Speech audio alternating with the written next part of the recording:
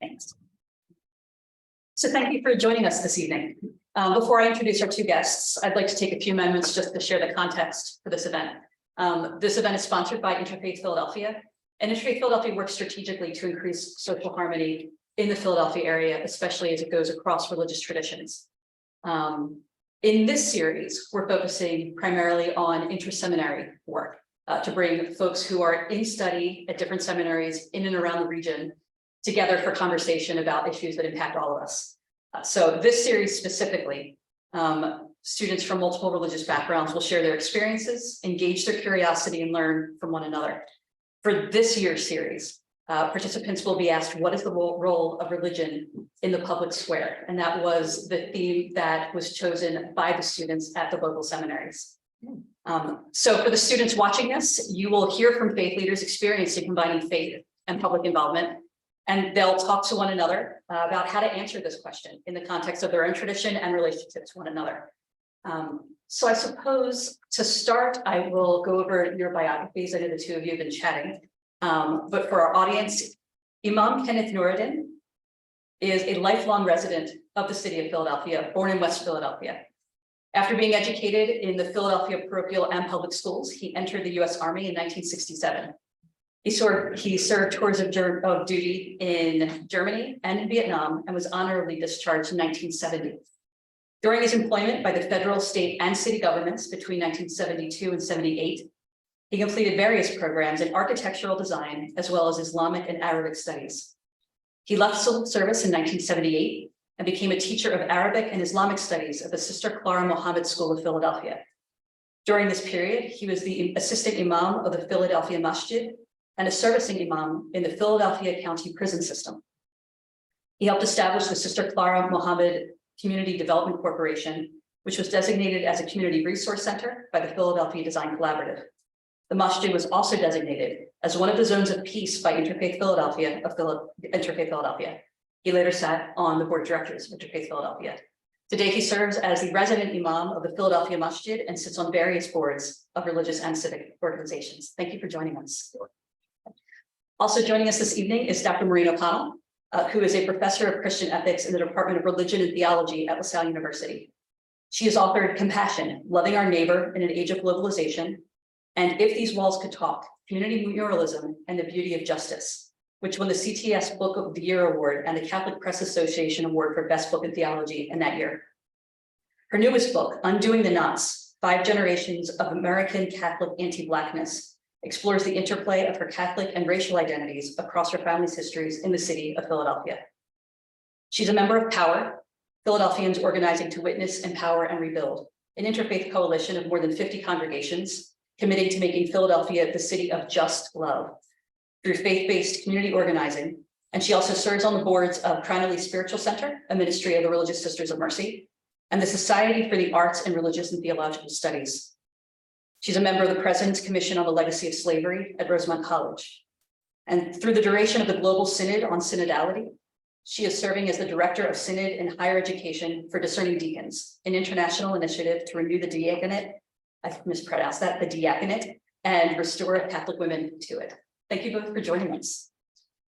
And I suppose my first question for the both of you as we enter into this time is that the question was, what is the role of religion in the public square? And for the two of you, how would you define the public square? What does that mean? Well, the public square includes political, economical, educational, faith, and social, and health, and all of those dimensions. And so all of our constituents reside in those different areas of life. And so that is the public square, wherever people have to go, or where they services are provided for them, or where their needs are met.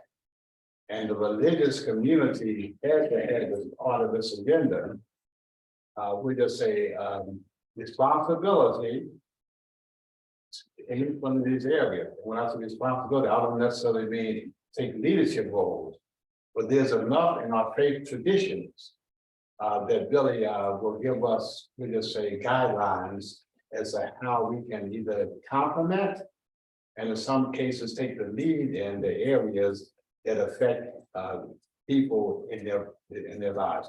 But public are those institutions. When we think of public, we have an infrastructure. Even when you leave your house, you're in the public. And so who's in charge of the streets? And so if there's something in the streets that is out of order, then that has to be our concern. And so, you know, the public square is when someone leaves their house and they are in exchange with any of the institutions that support life. Thank you. That was a very thorough answer. Yeah, I think I would totally concur. I think when I think of the public life, I think of Aristotle's idea of the polis, and which is the space where we come together to figure out how we live in community, and how we navigate all of those social relationships that come from being in community, and how we engage with or interface with all of those different institutions that Imam Nuruddin articulated as shaping the way and facilitating the way we live in community. Well, then, so given that that is your framework, what do you think the role is of religion in that space? How has your faith called you to action within that space? Okay. Our prophet, when he first went into Medina and he made the immigration from Mecca to Medina, one of the first things he said was spread peace. And then he said, feed people. He said, keep your relationships, your ties of relationships, and pray at night while people are sleeping. And you know, it's a very rhythmic way he said it, and it was reported by a rabbi whose name was Abdullah bin Salam. He said the first thing he heard after Salam about Ramadan, spread peace and feed people. So I think that when we look at, if we see a need for peace, and if there's no justice or if there's injustice, peace is being disturbed. So we have to look at justice as really a very strong parameter for how we engage when we come in a society. And the injustice can be when it comes to even access to food, access to health, access to education. So spreading peace means remove things that disturb the peace. And then feed people, because, you know, we should be of service. And, you know, even though we may think that we don't have as much as we need, or really as much as we want, but then we have as much as we need. And so we should be able to feed people out of our access and trust that God will feed us if we would help to feed His creation. And again, that's just a start in just how we should engage ourselves in the public sphere. Thank you. Yeah, I think building on that, I think that religions help us recognize two things. I think they help us recognize instances of injustice, because so many religious traditions are rooted in visions. Well, first, our responses to laments or offer laments about when things are going terribly wrong. That religious traditions help us see and to name and to enter into all of the different experiences of injustice. And then I think most religious traditions, because they are stories, all of our traditions are rooted in story and the human desire to make meaning out of stuff like that we can't understand, like radical injustice or suffering that happens at the hands of other people. I think religions also then bring visions of what could be very comparable, very meaningful, very energizing, very motivating visions. So I think of the prophet Isaiah, who says, without a vision, the people will perish. So I think religions help us get close to and not be afraid of and develop empathy around situations of perishing and around injustice, and the ability to say, this is wrong. This is an absence of peace, or this is an absence of people being cared for. And we know that some other way is possible because we have a vision of something else that is possible. And I think then religions provide people the tools perhaps to walk together towards those visions. And I think that that's why they're so important in many ways in the public square, when either those stories that we tell in our public square don't include everyone, or those stories pass over the experiences of injustice or of perishing, or those stories are not as revolutionary and as inclusive as they could be. Religions, I think, come in and offer a really important corrective and help us see, you know, where we're missing things. I don't know if that, yeah.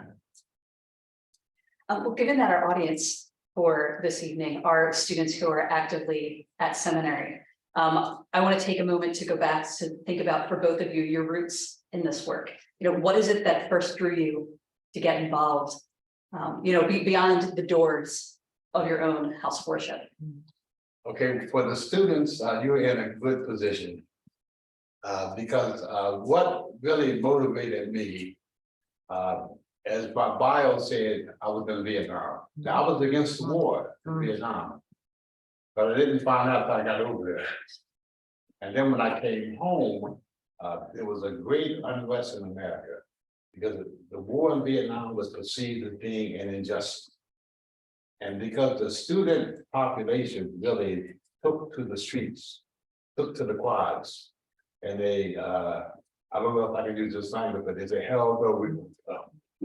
And there was a movement in America whereby, you know, things that the anti-war movement really just shook the foundation of society. And these are my formative years in the late 60s, early 70s. And so I became a part of that movement. And that movement brought me into, we'll just say, face to face with the inadequacies of just being against something. And so, you know, I joined a community that was trying to restore the condition of Black people in America. Because Black people were probably more affected by the war in Vietnam when it came to casualties. And then a lot of the government treasury was misdirected. And I think Martin Luther King even very highly articulated that dichotomy when he's mentioned about, you know, just the spending of money on an unjust war. And that may have led to his demise. But the thing that really motivated me was I was born into an environment where there was a great unrest, and you couldn't help but be responsive. And, you know, God blessed me to just keep growing beyond just the initial reaction and response, and really look at it in a more spiritual dimension. And the reason why the youth today are almost in the same position, because we have great turmoil in our country. We have a great divide, there's great unrest. And there's an opportunity now to come out of your academics and really try to connect with a spirit that is necessary for us to make a change in our condition. And see, there was a spirit in the 60s, the Black Power movement, the anti-war movement, the women's movement, etc. And this spirit galvanized people, and it sort of energized them to come together. We didn't always stay together. And we sometimes we had short-term goals, and once our objectives were met, we sort of just left the movement.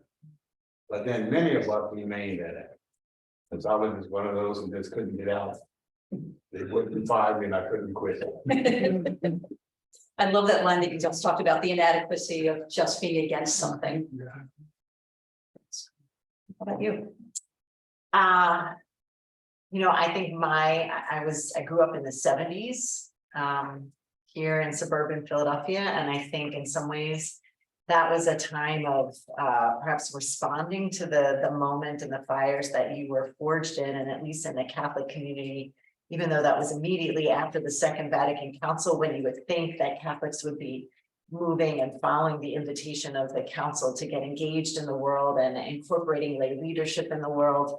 At least in the Archdiocese of Philadelphia, that didn't necessarily happen. And I think Catholic communities, at least the ones that I was affiliated with, became very a bit retrenched and remained very inward looking, and were really homogenous. So for most of I'm a thorough product of Catholic education here in Philadelphia from, first grade through my, my undergraduate degree. And there was very little in the Catholic world engagement with people of other faith traditions. It was almost as though we were back in this pre-Vatican II, very defensive posture. And so I would say that it really wasn't until after I got my PhD, there was some engagement with some interfaith and comparative theology in my doctoral program, but still, as you were saying, it's very academic.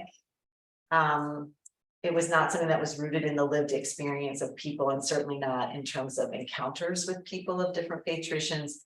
But when I finally made my way back here to Philadelphia after a little stopover at another job in New York City, I arrived here right around, I think the new movement that you were naming. Like, we're currently in a movement right now. There's a number of movements unfolding in parallel, I think, in the US, and the one that really brought me into some interfaith engagement was after Michael Brown's murder.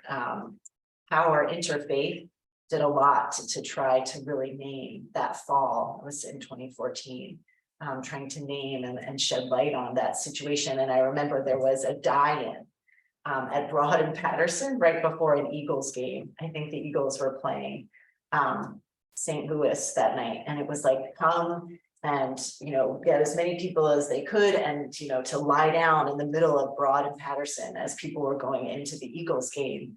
And that was probably my first true interfaith engagement, because it was all different kinds of people from all different places around the city of Philadelphia and even in the suburbs. And I just remember feeling very much to the language that you named, that there was the spirit it was a time, I think, of lament, and the spirit was calling us to something very different. And it felt like, for the first time, breaking out of a kind of Catholic framework of reference for something like this, and sort of seeing it from an interfaith perspective. And so I really kind of got involved with Power Interfaith after that. And so I think being forged in movements of change and realizing that there is so much power in faith traditions, unintended, when we collaborate, when we figure out how to stand shoulder to shoulder, and we bring the different resources from our different traditions to bear, in that instance, in a very prophetic way for people. People were not happy rolling into the Eagles, right? They wanted to get to that game. They didn't want to be interrupted by this witness and being made uncomfortable with a reminder of the crisis moment that we were in as a country. So, and continue to be, quite frankly. So you used the word witness, which I wanted to talk about a little bit. We all know that there is great power, again with the word power, and great value in public witness. How do you see that magnified when working in an interfaith lens? When it's explicitly working with folks across faith traditions, what is the value and the resonance of public witness? You use the word witness. There's a verse in the Quran, and it says, "Oh, you who believe, be those who firmly stand up for justice, witnesses for God, even if it's against yourself, or your parents, or your near ones, or the rich or the poor." Now, being a witness means that we can't look at whether is it a Democrat or Republican, is it a Muslim or a Christian, is it a rich or poor, is it black or white, is it one of my relatives. Being a witness means that God sees everything. And we have to stand up for what is right, regardless as of who the perpetrators or the victims are. And our prophet said this. He said, "Help your brother, whether he is oppressed or the oppressor." And so we know how to help him if he's oppressed. How do we help him if he's the oppressor? We pull him back from oppressing people. And so we have to, anything that we can see, if we see something that's wrong, then we should do something about it. If we can't do something, we should say something. If we can't say anything, we should feel it in our heart. And let it disturb your heart to such an extent that you can't even sleep at night till you say something or do something. And it really is just a matter of being aware of the environment that we live in. We have access to everything that goes on the planet. Sometimes we have too much access, but we are aware of the things that are going on, but we are responsible for our locality. You know, internationally, there's nothing we can do about Ukraine as individuals. We can't do anything about what's even happening in California as people on the East Coast. And we can't even handle everything on the East Coast. But the neighborhoods that we are in, we should be so attuned to what is right and wrong that our hearts are disturbed by what we see. And when we see an injustice, and we should do something about it, or say something about it, or really be so disturbed I can't sleep at night, I got to get up and do something. And so, you know, again, this is really the criteria for, and as Muhammad Ali said, it's service that he provides for people, because he articulated a whole lot more than just, you know, in the boxing ring. He said his service he provided for humanity was the rent that he has to pay to live on this planet. And so all of us should feel ourselves owing the creation, because we were put here by the Creator, and the creation belongs to him. And so how do we pay our rent? And we do it by serving what is right. And you know, justice is probably the primary factor for anyone who's in any faith tradition. We can't allow injustice to exist, because it's not going to go away. And I think Martin Luther King said that the arc of the universe is long, but it bends towards justice. But eventually we have to do what is right and just. And we have to be a witness, and a witness is someone who sees something or hears something. So the question, I think one of the prophets said that him who has ears, let him hear. Him who has eyes, let him see. That we got eyes and ears, we have to see what's going on.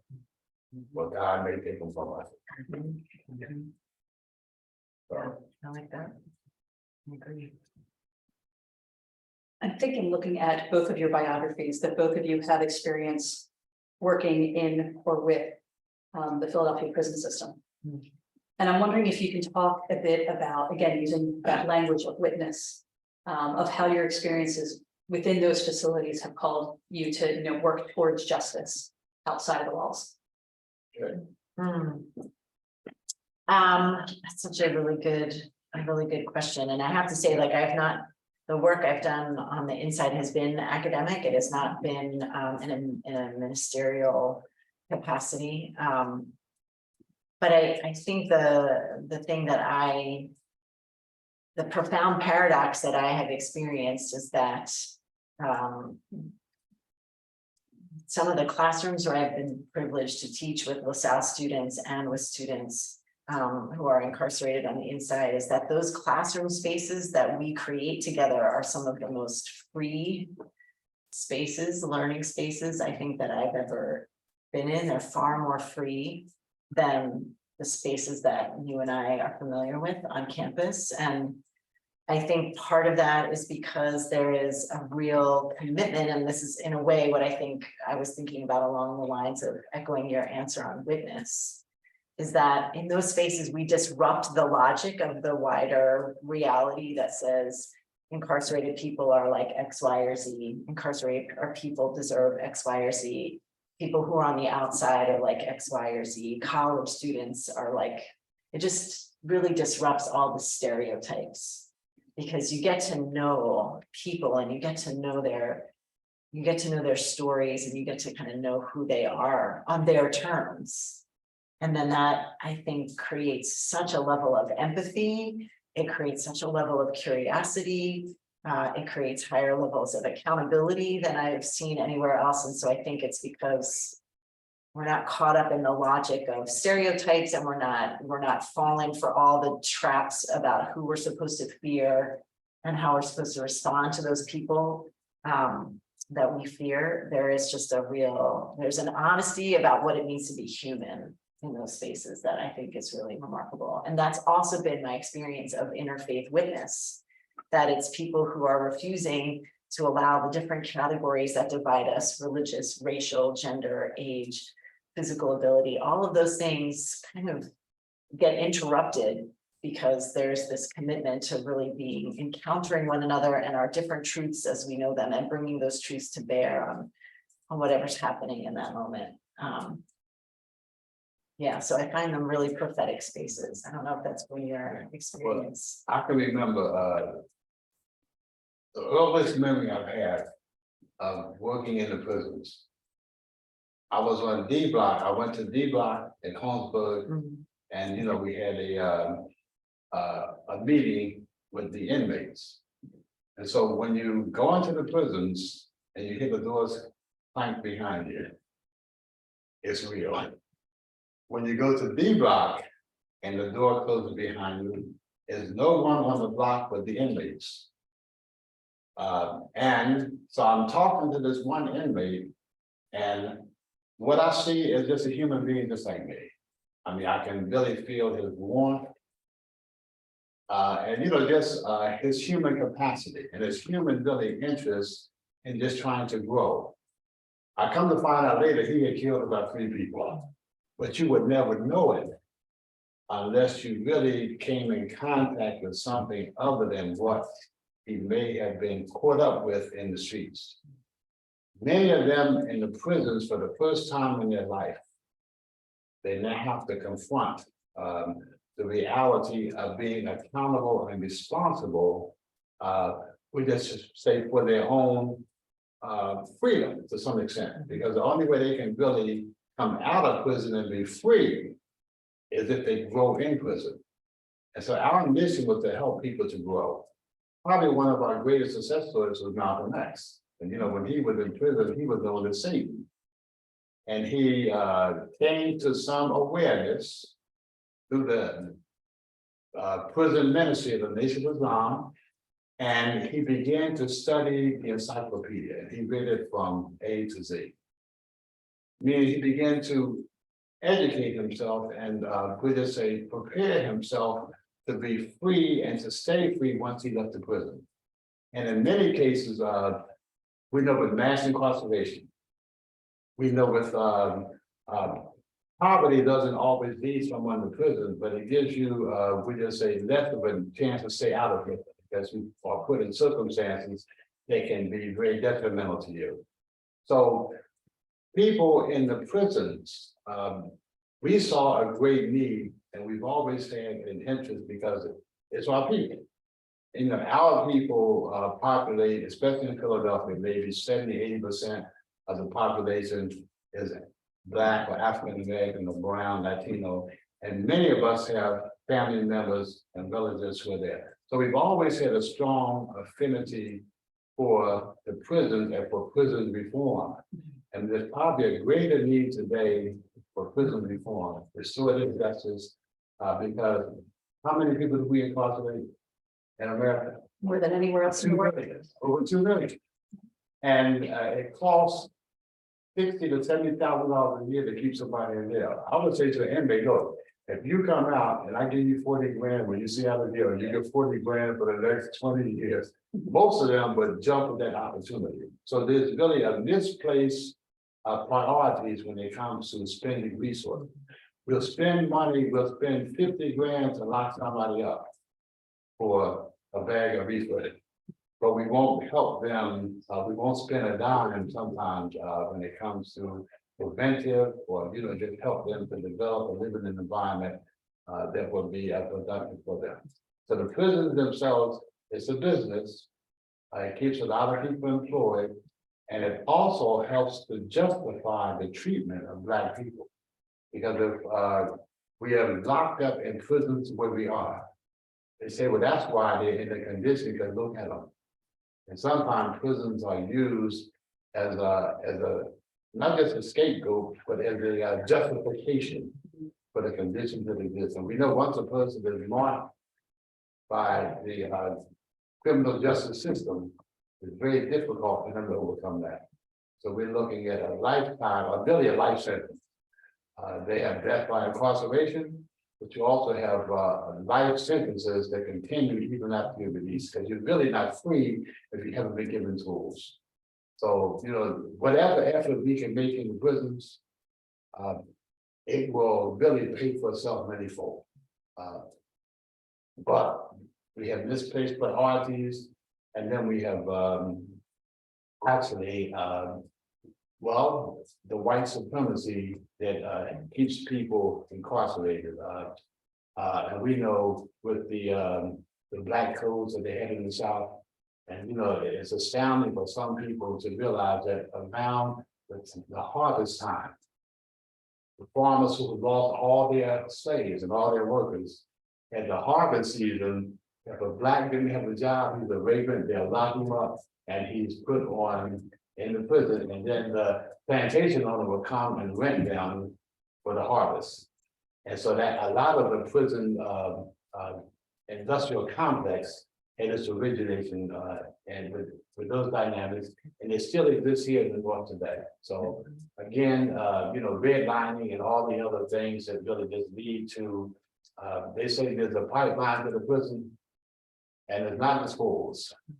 It's really the homes and the neighborhood, because when a child lives in that type of environment, it's just a matter of there's only really one or two paths for him to go. One is unfortunately prison.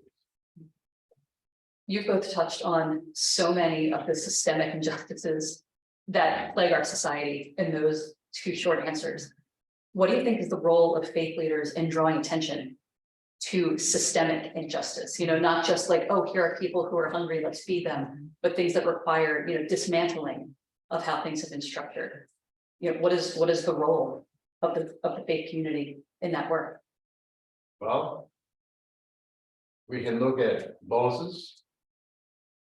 He fought to free his people, and he confronted the powers that be, and he didn't back down. And at the same time, he tried to work with them. We see the same thing in Jesus. Really, we see all the prophets stood up for injustice, and so the role of the faith community. We can't be everywhere doing everything. We should have a prison ministry, but I think the thing that's going to be most effective for faith leaders is for them to hold political decision makers accountable. They have the authority, but they don't have the responsibility. So we have to let them know that, look, you are responsible for how the budget is expended. Now, it doesn't make sense for you to lock somebody up for something that we can, the faith leader, if you would turn them over to us, we can help correct the issue. We can help to reform them and help them to grow. But we want some of those resources also. Because you're willing to spend $50,000 a year to put somebody away from their family in a situation that they're gonna be worse when they come out.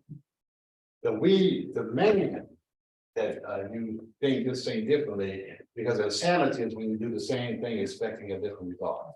And the faith leaders need to come together, and power has done it to a large extent, where you confront legislative bodies, legislative authority, political authority, who have the authority, but they don't want the responsibility. And we have to say to them, if you don't take responsibility for the best use of our resources, then you really shouldn't have the authority to make these decisions.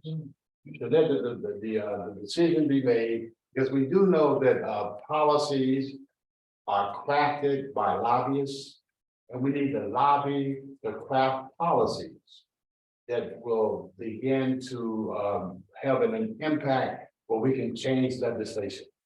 You know, they're trying to change some legislation when it comes to prisons, the free strike law and things like that. But the religious leaders, I think our greatest strength is when we confront the politicians. And that's why it's important that we be together. Because see, those who we may say the white brain Christian evangelists, they seem to be a problem to many. But the problem is that they are in silos. And we have enough in common that I think if we sit down together, we can at least the things that we don't agree about, we put them aside. Common sense lets us know we can't afford to keep spending $50,000 a year to lock people up who really don't need to be locked up. I mean, there's some who need to be. And take my word for it, there's some who need to be. But most of them can be entrusted to the religious community if their capacity can be enhanced. And one way to do it is the resources that you spend, redirect those resources. They're closing prisons now, but they're building new prisons and communities that need jobs. And they're being privatized. And when someone has a contract for a private prison, they are guaranteed 80 to 90% of capacity. Because that's what helps them with their bottom line. And so they will, same way they did in the Reconstruction, they'll find reasons to lock people up for nothing almost to keep the machinery going. And count the heads of those folks who are incarcerated in that county, but those folks Yeah. can't vote. They can't But vote. it boosts the. You see, it's 3/5 of a man. Yeah. Then the end of the freedom start, you don't have to build full Yeah. citizenship. Yeah. Because it's really, it's unjust to have a constituent that you don't even represent. So I think there was a effort made for anyone who's incarcerated, their home county. They are still considered resident of that. And so for someone who has a county with no people, but they got 5 prisons, and so now they're representing prisoners. But when the prisoner once has a need, his family has these constituent servants, they can't go to that state rep. They're told, well, see the one in Philadelphia where you came from, and that's again taxation without representation. And really, it's not equal protection under the law. So. Yeah. I mean, I'll just quickly build on what you've articulated and really appreciate the way you concretized it in the issue of prison reform. And the way in which faith communities can mobilize around that and put pressure on the powers, on the pharaohs, right?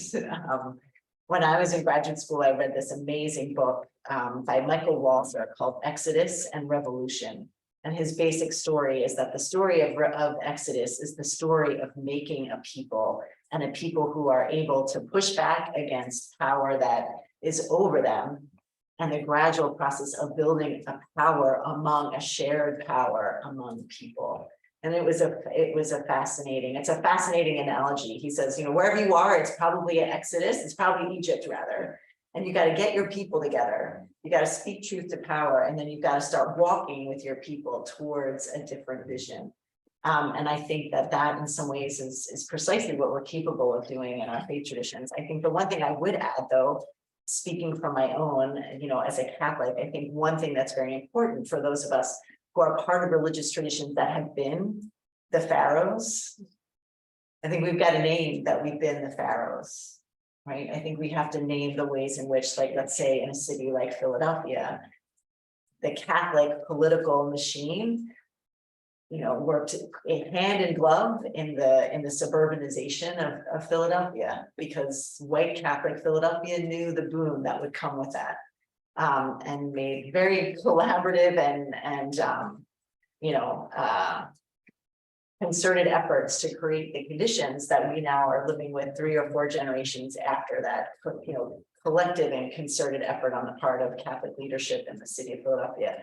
So I know from my own experience of doing interfaith work, if I don't know that history of my own faith community, and if I'm not ready on a regular basis to be seeking reconciliation about that, then I am not a whole person when I show up to stand shoulder to shoulder with people. And I know that makes it harder for folks to trust me if I haven't been honest with my own history and my own religious traditions history. So I do think for many of us who come from at least historically predominantly white and Christian congregations, that is a really important work when we go public with our faith, that we that we need to do, and that work has to be ongoing, and we need all the rituals of our traditions to do that reconciliation work and to do the imagining work around what would reparations look like, and building trust and accountability so that we can be led by the people who have been closest to the pain of all that and actually know what the solutions are. They don't need think tanks or white papers or academics that come up with solutions. Like you said,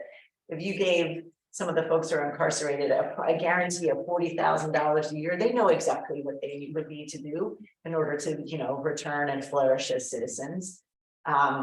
We just need to trust those folks and be in relationship with them, as you've sort of attested. So And it's not just about giving somebody, but it's a matter of going in there and working with them and say, look, if you want to take advantage of this, then here's the step you have to take. And we have a 6-month program. So that by the time you have finished the program and you can get your resources to reconstruct your life. I don't like to say reparations, but reconstruction. Then you can leave, because if we don't prepare them, they'll take that 40,000 and it'll be gone before the sun sets.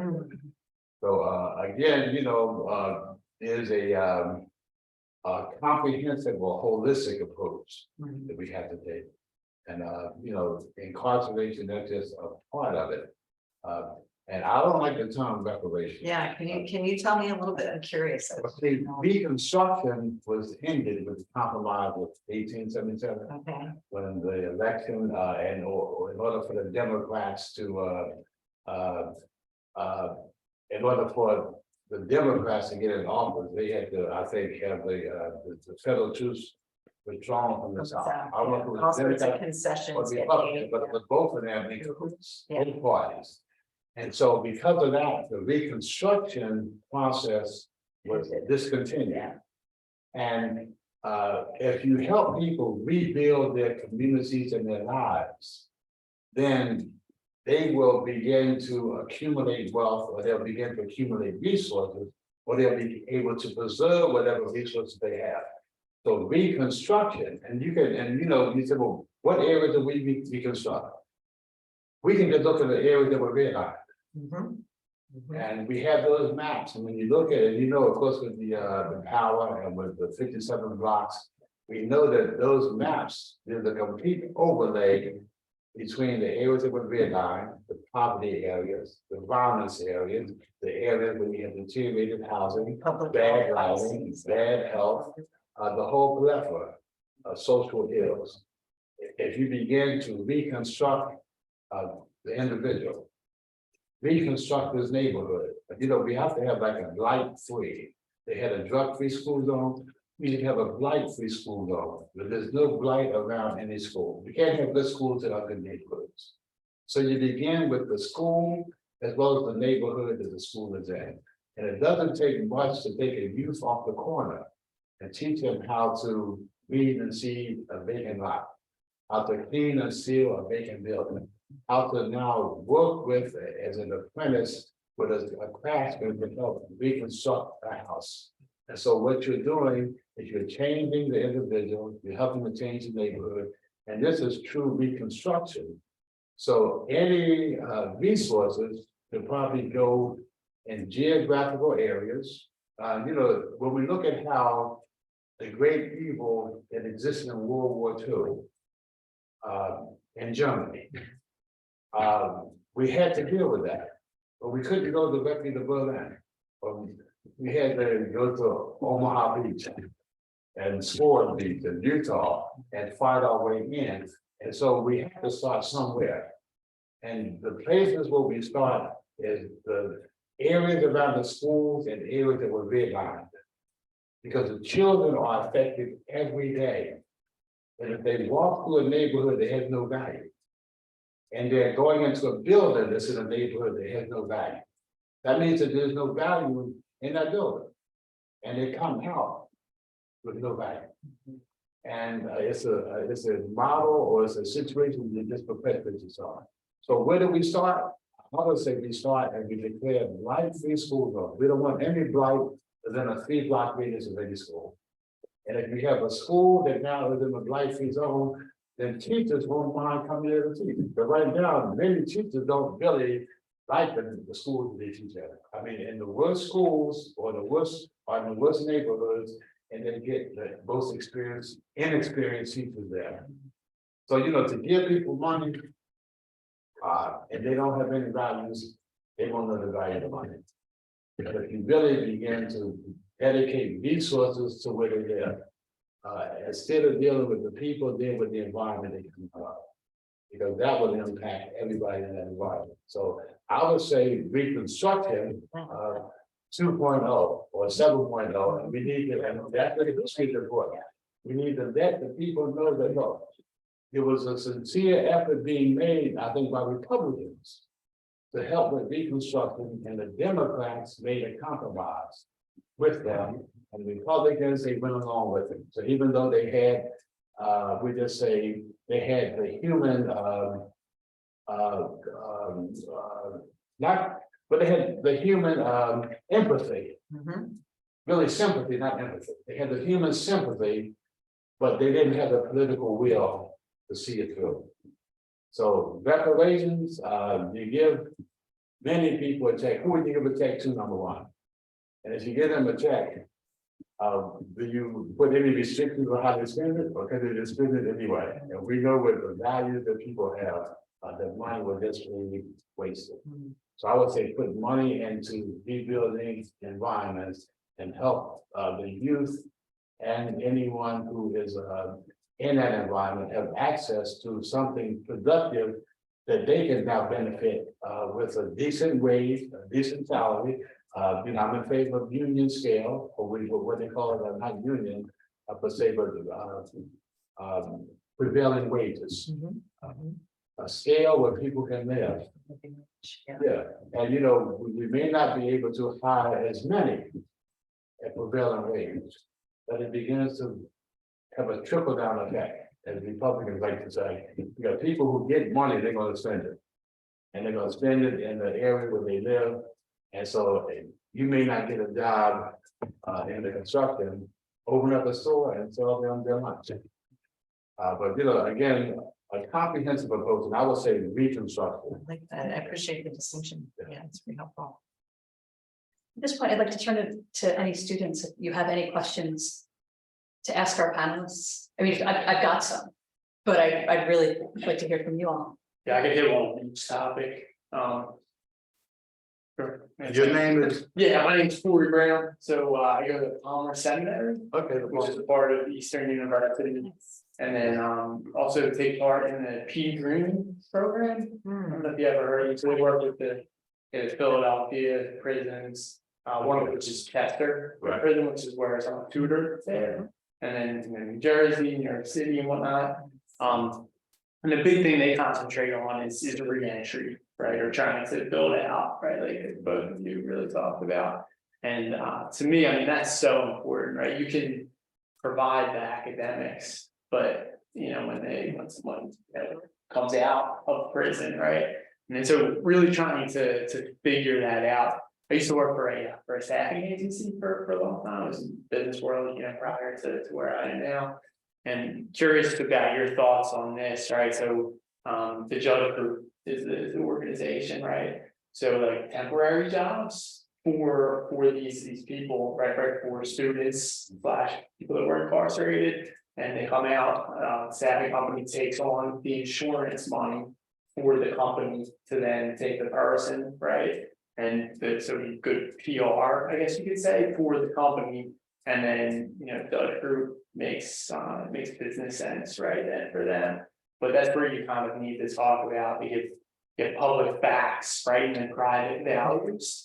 And then how do we as a faith community, are we able to push, you know, politicians and lobbyists and whatnot with values together, right? Like how do we actualize what we're talking about, you know, practically, from a practical standpoint? Yeah, again, you know, these are, if we had the answer, we solved the problem. Yeah. I believe in geography, geographical. Yeah. I believe that, you know, Philadelphia is the city of neighborhoods, and so I can only speak about Philadelphia. Yeah. In every neighborhood, you find faith traditions And we should complement each other rather than compete with each other. And here's one way we've done it in West Philly. People need food. So if we give out food on Thursdays at the mosque. But now if someone's hungry on Friday, where do they go? So we had cards where you had 7 places in West Philadelphia, 1 for every day of the week, where a person can go to get food. So if you find out you don't have food and it's Tuesday, you can't wait till Thursday to go to the mosque. Now, the point that I'm making is this. If we have a network where we communicate with each other and complement each other, that is a start. And we can start with something like food. We can start with even if you have vacant properties or vacant lots around your house of worship, it really devalues where you are. So how can we work together to be assured that all of our faith communities, there's no blight around them? And we can work, like I say, in let's say Carlton Village. We can work and say, okay, in Carlton Village, we don't want any blight around any school. We don't want any blight around any faith community. And we're going to band together and we're going to use whatever resources we have. And see, this is something we can do. And you don't have to write an academic paper. You don't have to even get permission from the government. You just get out there and do the cleaning. They find out when you increase lighting, crime goes down. Because, you know, anytime you cut the lights on, if you have any creature that is like a varmint or something, they'll leave. And most of the city lighting is incandescent.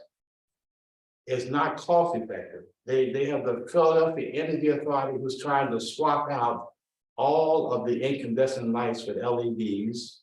It will be more lumens with less cost. And so something like that, see, these are small steps that we can take. And as we put light in our environment, we see more. And so you start with small things. The journey of 1,000 miles begins with a single step. And our Papa said the best thing you can do in the sight of God is a thing you can do consistently, even if it's small. So just getting the trash off the street every day. When the young see that, hey, this street now has more value to it because the trash is removed. These are things that we can do. And so, you know, faith communities need to clean up inside and outside. And we need to just go on and be clear about what our responsibility is, so that when we speak to people, we can speak with more authority. Because when people know that you care, then they'll care to know where you're coming from. So we have to be able to speak with authority, because we're supposed to be God's representative. And if we're representing God, then what God has said is really the final determinant. But the other way we can speak with authority, we have to have responsibility. And so you take responsibility first. And then when you talk, what you do speak so loud, they won't even hear what you're saying. They'll just see what you're doing, and they'll respond to that. So I would say that, you know, that's really probably a simple way to put into practice what we believe as faith community. So reminds me of Malcolm Gladwell, the tipping point. Right there. Or Rudy Giuliani with the broken painting, broken window, what do you call it? And you know, the way he implemented it was not the best way. And we would say that we don't know what his intentions were. Sometimes we can use things to justify other things. But at the same time, that philosophy has value. You know, if we see problems of neglect or deterioration that we can do something about, we should do it. I think the only, and the thing I would add, and it's not necessarily on this particular example that you gave, But I mean, you're in seminary formation, which means at some point, like, you might have access to a pulpit. And as somebody from a faith tradition who doesn't have access to a pulpit, that's powerful. Yeah. And I think one of the things that we need to do when we talk about the public square is not just only out there, but it's the way we name the public square as our responsibility within our faith congregations that is really important, right? So the way in which what we're preaching about is not just only a private personal relationship with Jesus or with Allah or with Yahweh. It is about that relationship mediated through my brothers and my sisters. And I think, at least in my own Catholic tradition, we have an increasing politicization in our own tradition in the United States, where there's many people who think that, and this is not my language, this is Richard Rohr, who is a contemplative, a Catholic contemplative. It's so amazing, right? Jesus didn't want worshipers, Jesus wanted followers. And in Christianity, in the American context, there's always been that tension between Christianity is just a privatized experience between me and the God that I worship, as opposed to a mandate for the way that I live my discipleship outside of this faith community. And we don't hear enough messaging consistently about that in our sacred spaces. And so then that makes it possible for me not to really worry about what's going on out there, because it doesn't seem like the person who is mediating God to me in this sacred space seems to think that that's the case. Yeah. And like, I think Christianity has relinquished a whole lot by virtue of just kind of turning a blind eye to that, or making Christianity being about worshiping Jesus as opposed to following Jesus. Yeah. I agree so much, right? And in Greek, right, righteousness and justice is the same word, Yes, right? And to have that split, I mean, that's yeah, it's problematic. yeah, like, It's that's really a problematic. one tiny example. Yeah. But I think it's a good metaphor for. Yeah. So, because ideally, there are people of faith in all the levels of that scenario that you played out, or the ultimately people should be bringing their faith values to the jobs that they do, to the relationships that they are in their neighborhood, so that all of a sudden the common good is something that we all feel a sense of responsibility for. And we know that is such a radical notion now, because really, it's individualism and the privatization of everything. Yeah, That is really, so how do we reclaim the common and our commitment to the common? And what we have to contribute to the common. Yeah. So. right, no, yeah, I hear. One of the dilemmas though in using the pulpit as a platform is most of our faith communities have become commuter centers. Where everybody commutes, and so there's no sense of belonging to the community that the building got. So I mean, it's a challenge. I know one thing they gave the Catholic is traditional strength is the parish. Yeah, and it was a territorial, it was a geographic reality. It's less so now, but yes, you're right, it was. To good and bad, right? Because, we have histories of Catholics wanting to keep certain folks out of their communities. Yeah, well, one ayah that is always mentioned in these interfaith guidelines is that God created us from a male and a female, and then he made us nations and tribes so we can know each other. So, we're always going to have our tribal identity, whether it's ethnic, and we also have nationalistic identities now. But these are not necessarily bad things. We know a person's, we can just look at a person in their ethnic makeup and almost know what kind of food they eat to some extent. And so by knowing that, then we can actually have some medium of exchange with people beyond just our own tribal situation. But just knowing that there are different cuisines and all of them are good to me. And so if we can get to know each other in that sense, then it helps to bring more affinity to people. And so, distinctions are good, because if we all look the same and we all ate the same, it would be a very bland environment that we live in. So it's good that we have distinctions, but we have to be just in our dealings with each other. You know, we can have distinctions, but you have to be just. As long as you're fair and just, then there's nothing wrong with loving the Irish if you're Irish. But you can't be against Italians or Black people because you're Irish. You have to be against maybe certain behavior, but not against the people.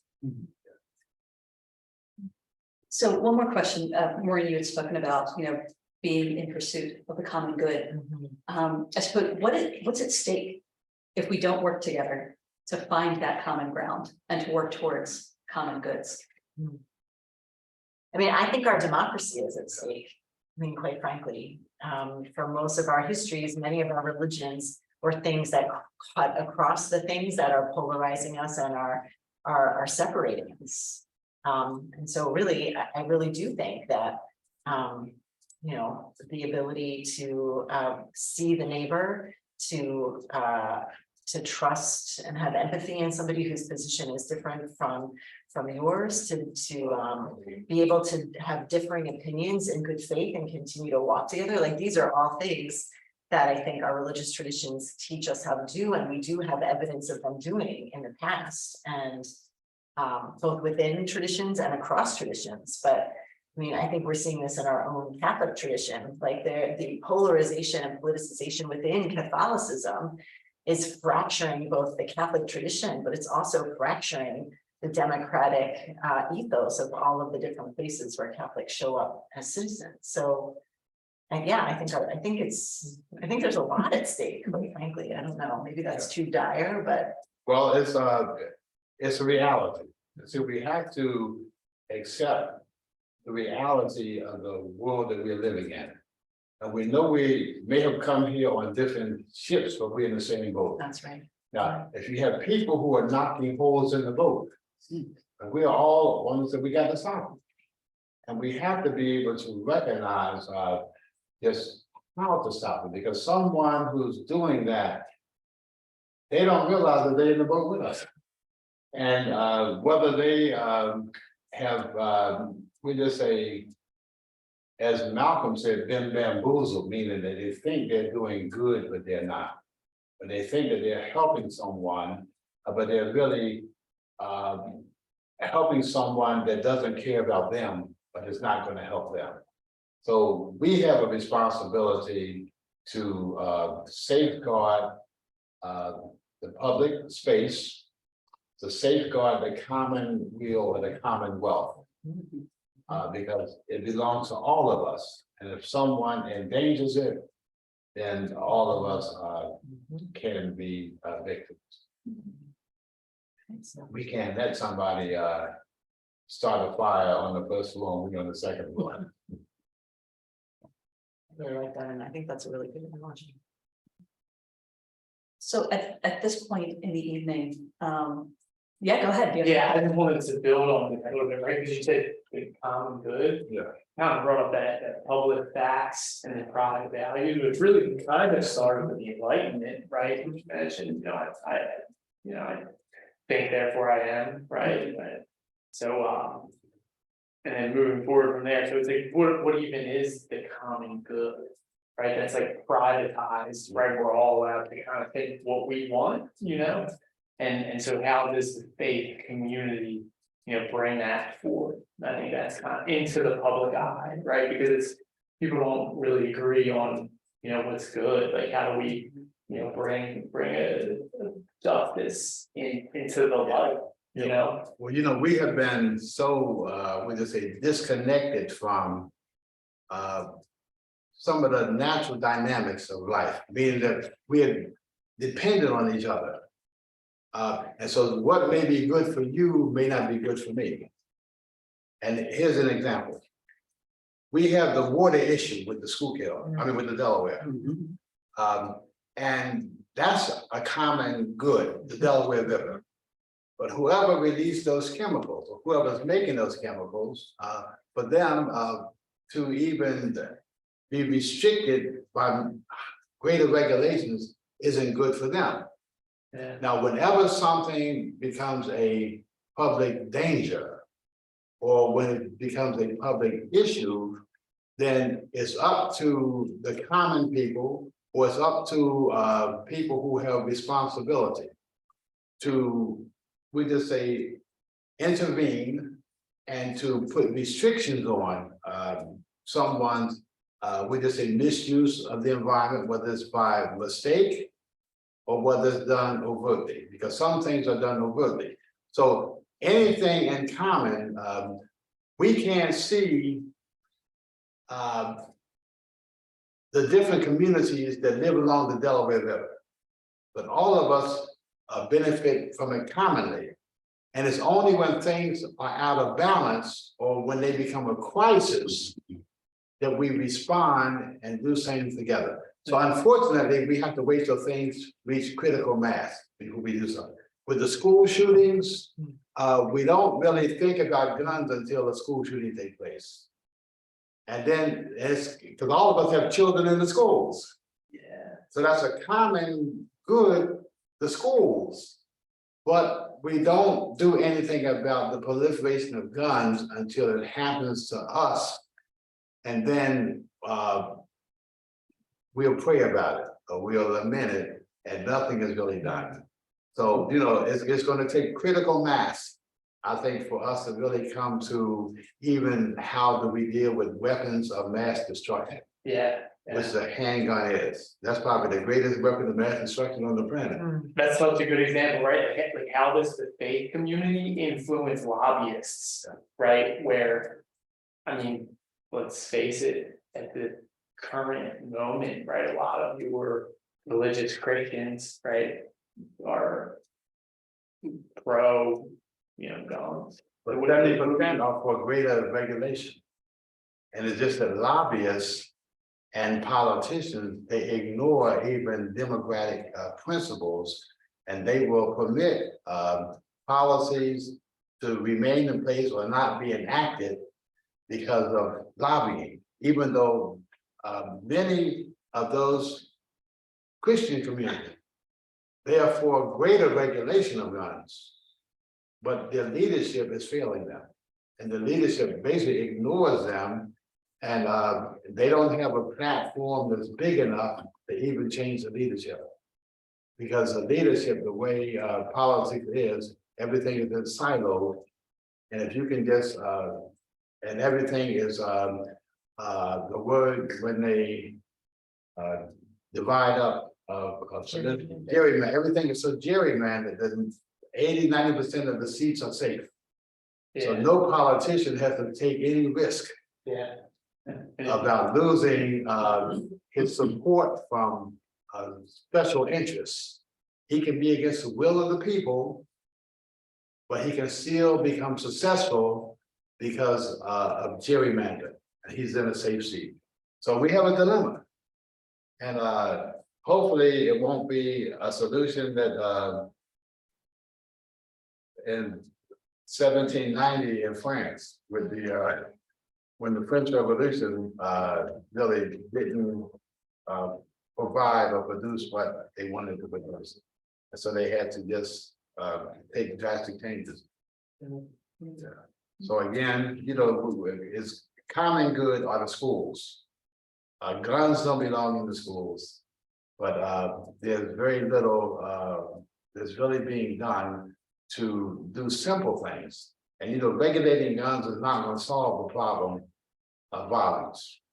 But it will show that there's some concern that we care about things, and that we can begin to move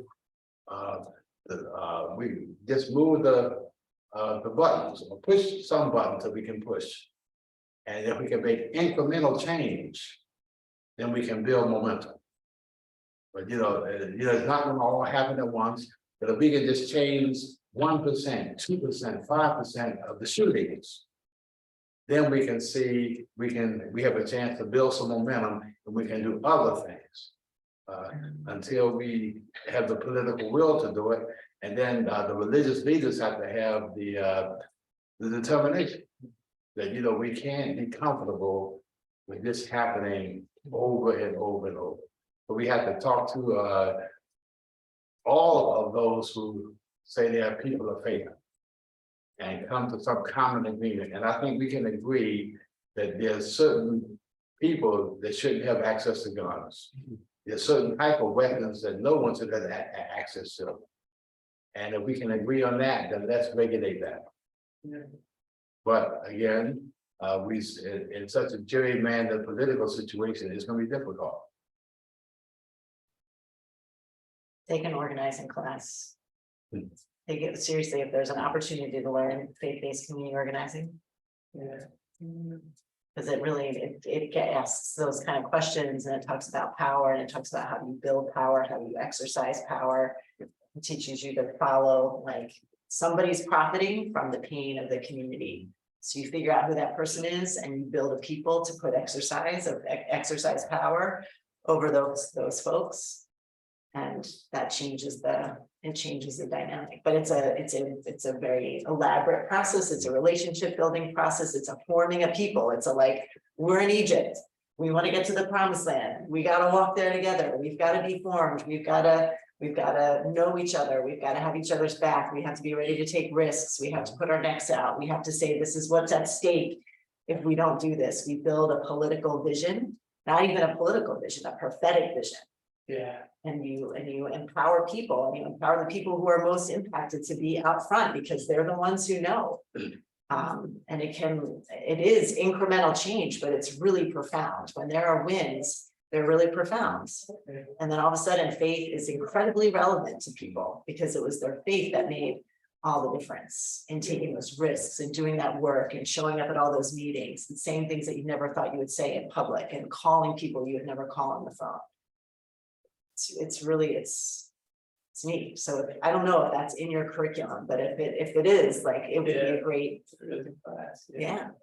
Yeah, because like, even like, so like Barack Obama, right, we'll say like the soul of the nation, right? It's like, what does that even mean?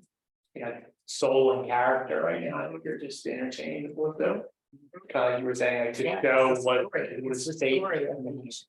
It's made up by all the individual stories of the people in all those different communities. It's privileging those stories that challenge a meta narrative that says nothing can change, or, prophet's always going to win, or what's the point?